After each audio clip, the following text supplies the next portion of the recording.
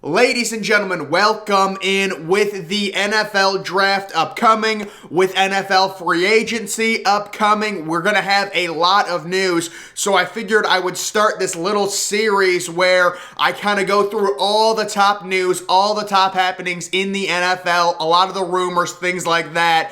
And kind of just start a series. So just wanted to go over some different things as I've seen them, as I've screenshotted them, to get you guys kind of updated. And I'll probably be doing one of these videos, once a week, maybe twice a week, whenever. Just whenever I get a bunch of news that's not worth reporting on one separate video, I can kind of all throw it together and take a look at the current landscape and the current rumors when it pertains to NFL mock drafts, NFL free agency, things like that, players rising, falling, whatever. So just wanted to announce that. I also have another major announcement next Saturday where I will be presenting an earth-shattering NFL draft series that is just going to be totally exclusive, totally breathtaking. That'll be next Saturday when I announce that. But guys, wanted to get to some news. The first thing I wanted to talk about, I saw this last night.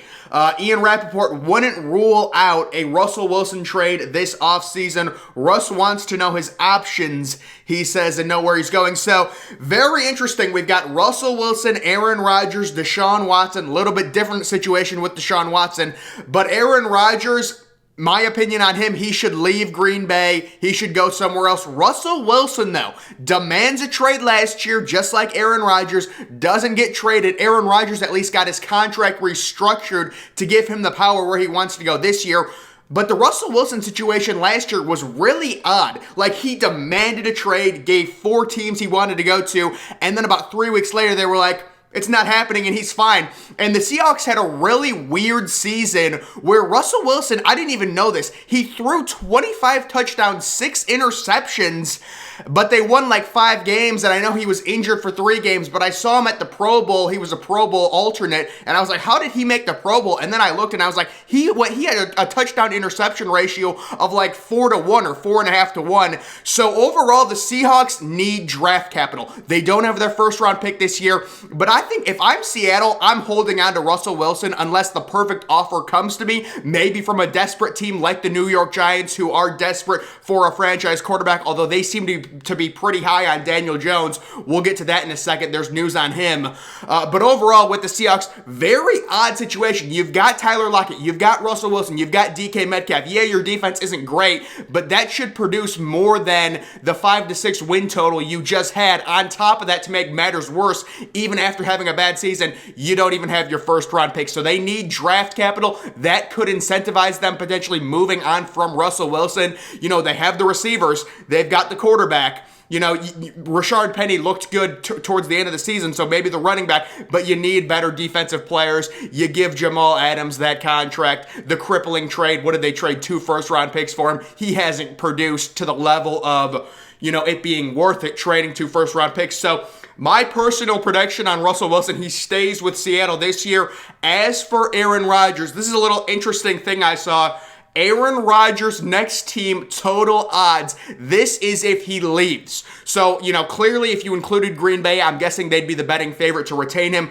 But like I've said before, there was also some news on Aaron Rodgers, a new tweet I wanted to get to. But like I said before, Aaron Rodgers needs to leave Green Bay. The Green Bay cap situation is a disaster. Preston Smith, $20 million against the cap. Devontae Adams, you're going to have to franchise tag if you want to keep him. Zendarius Smith, $27 million next year against the cap. Horrible cap situation. No number 2 wide receiver. They drafted his replacement instead of, getting Aaron Rodgers another receiver 2 years ago when they took Jordan Love. And you've got the Steelers right now as the betting favorite. And guys, the Steelers, if I was Aaron Rodgers, I have 3 teams in mind. The Pittsburgh Steelers, the Indianapolis Colts, if they get Devontae Adams, and the Cleveland Browns, as long as they draft a receiver in the first round and also sign a really good receiver like Allen Robinson or Chris Godwin. That's what I would do if I was Aaron Rodgers. One of those 3 teams. You've also got Miami there. Not too sure about that one. These might have been odds from about a week ago. I'm not exactly sure, but Also, the Eagles with the draft capital, there are the Browns. I've heard the Raiders if they move on from Derek Carr. The Colts right there, and then kind of just some throw-in teams. The interesting team on the bottom, the two interesting teams would be the Saints as well as the Tennessee Titans.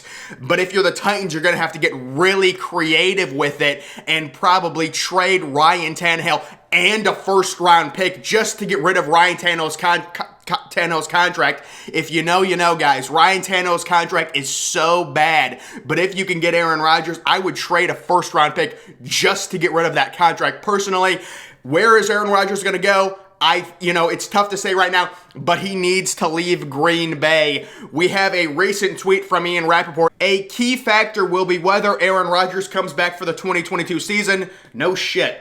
Matt, Brian, Executive Vice President, Director of Football Operations, Russ Ball, and I are all in agreement that we want Aaron to come back. If you wanted Aaron Rodgers to come back, why did you draft his replacement in the first round 2 years ago when you could have gotten him another offensive tackle, when you could have gotten him a wide receiver? The Green Bay Packers front office, the most overrated entity in the NFL.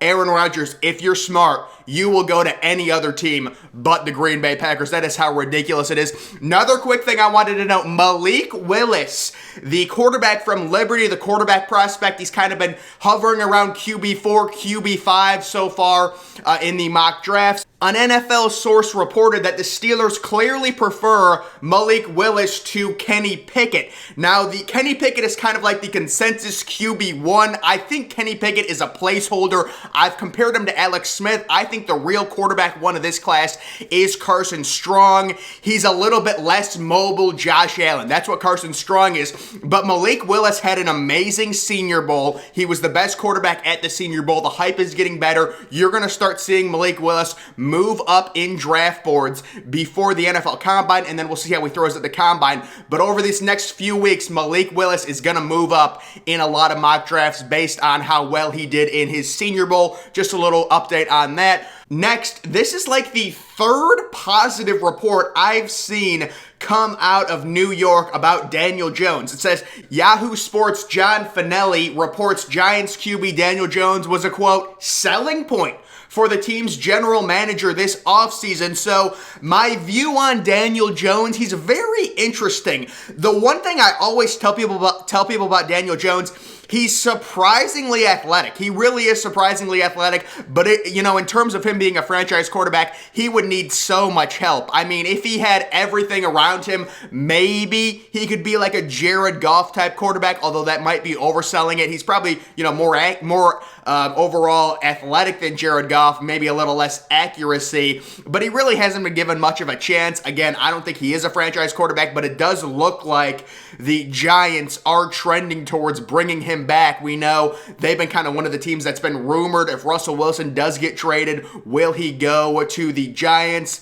Are the Giants desperate for a franchise quarterback? Again, this is like, if it was just one or two, okay, but this is like the third positive report I've seen come out of New York about Daniel Jones. The next thing we have on Jimmy Garoppolo, 49ers beat writer speculates that the price for Jimmy Garoppolo could be a day 2 draft pick, will be in 2022 or 2023. So not a steep price for Jimmy G at all. The 49ers seem extremely ready to move on from him. They're going to start their number 3 overall pick.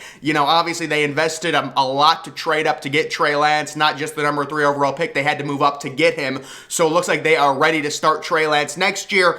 And it looks like they're trying to recoup maybe a second, maybe a third round pick for Jimmy Garoppolo. We'll see what they can get. I've heard the Steelers are rumored for a team. The team that Jimmy Garoppolo fits, the Indianapolis Colts. The Indianapolis Colts seem to always get the quarterbacks that are just like slightly above average. Like they're not bad, but they're not going to win you anything. Like Carson Wentz, Phillip Rivers the past 2 years, right?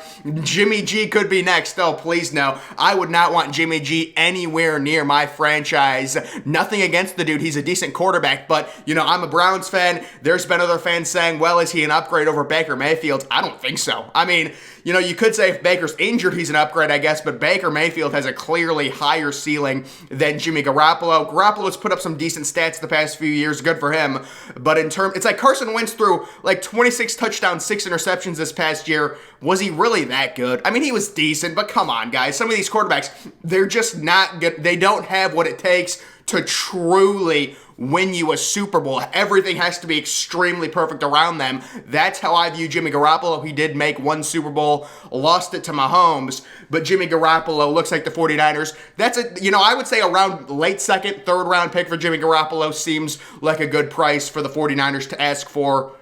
We've got another report, Albert Breer saying there is a very real fear in NFL coaching circles and the league office that there won't be a single new black head coach in 2022.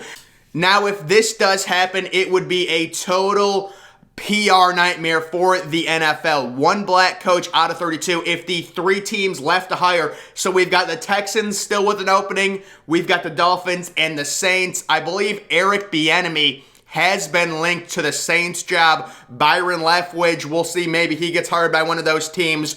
But yeah, this would be obviously a PR nightmare. It's almost like you think the NFL might actually incentivize, not saying they'll give them draft picks or anything like that, but just incentivize one of these teams. Say, listen, if you hire one of these guys, we'll take it on. We'll take it easy on you when it comes to if you get a fine or something like that. I don't know. The NFL has to avoid this. They got to get another black coach. I will say, I was watching, I was up at my rec center, and I saw, while I was doing cardio, I think it was First Take, around 10 a.m., whatever, I think that's what it was, and they had Stephen A. Smith, Ryan Clark, and another black dude, all black guys, in a triple box, and the headline was, the 4 head coaches that have been hired are all white. And it's like, how bad are they race baiting at this point, ESPN? You got 3 black guys in a triple box, and you're talking about how the 4 head coaches that have been hired are all white. That's just ridiculous race baiting. But the NFL does,